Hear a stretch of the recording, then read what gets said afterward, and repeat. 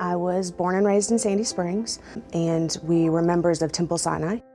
I was raised in East Cobb. I would consider my family to be a pretty normal family.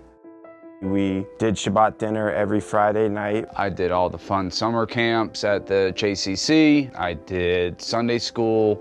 Looking from the outside, a conservative Jewish household, went to Hebrew school. Growing up was wonderful. My parents were ideal, dancing, gymnastics. I was always very big into sports. I was always a really sensitive kid, played violin growing up in middle school. I certainly had everything that I ever needed. I had every opportunity in the world to thrive, to be successful. I got addicted to heroin and it took me to my knees. Once I put that in my nose, in my body, it was over. I'd say the first time I ever used was at a Jewish holiday. I drank a lot, had Passover. I began experimenting with drugs in high school. I was drinking pretty much every day and using cocaine pretty regularly, which ultimately led to a daily use. I think originally what it was a way to fit in, because I definitely felt like I was always the odd person out. I'd felt like that for a long time. Even everyone in my entire family that showed me love, I never felt like I belonged. I started using drugs and alcohol because they were fun. I didn't really have any problems in my life. And then I started having problems because of the drugs and alcohol, and then I tried to solve them with drugs and alcohol, and it just created a nightmare. By the time I was 18, I had been to treatment 7 times, been to jail a couple times, a lot of different high schools. I would call that not winning at life. I didn't believe I'd be able to stop. I couldn't see a life without drugs and alcohol. The Jewish community has, sort of characteristics that are unique to the ways that we look at addiction. There's a lot of shame and stigma still around addiction, particularly in the Jewish community, which is why there's a program designed to address those needs. I would say what's really not talked about often enough in our community is the reality of who addiction and alcoholism can affect. I had another uncle that I never met because he passed away before I was old enough to even know him.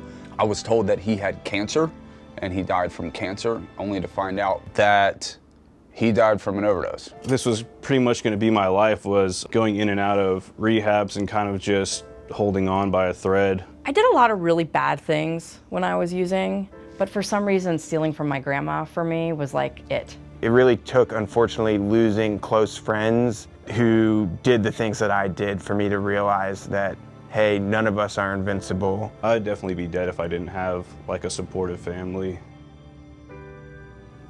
I see so many people dying from this disease. It happens every day. It happens in our community. Jewish people are dying.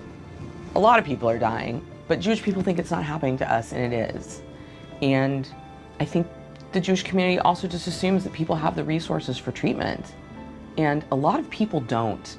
I get lots of calls from Jewish clients that are out of money.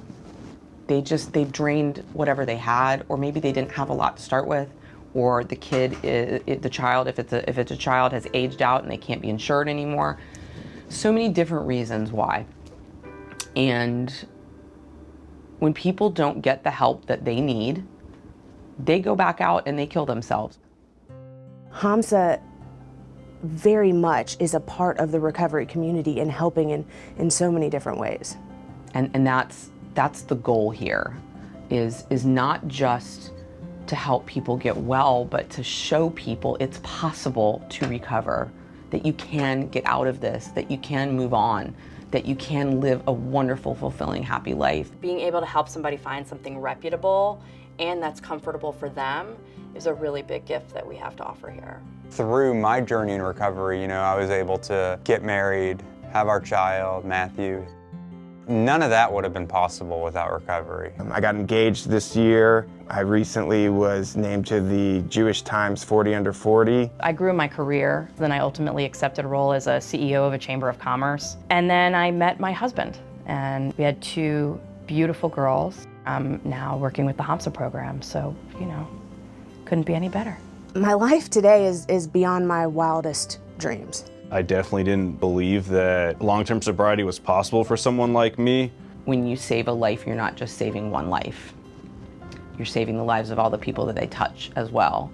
One of the things that makes our program special is that not only do we meet the needs of individuals and their families, but we're also available to do outreach in our community and to try to bring people together. You know what? It's very simple. Recovery's hard. No one can recover alone. HAMSA is here to help.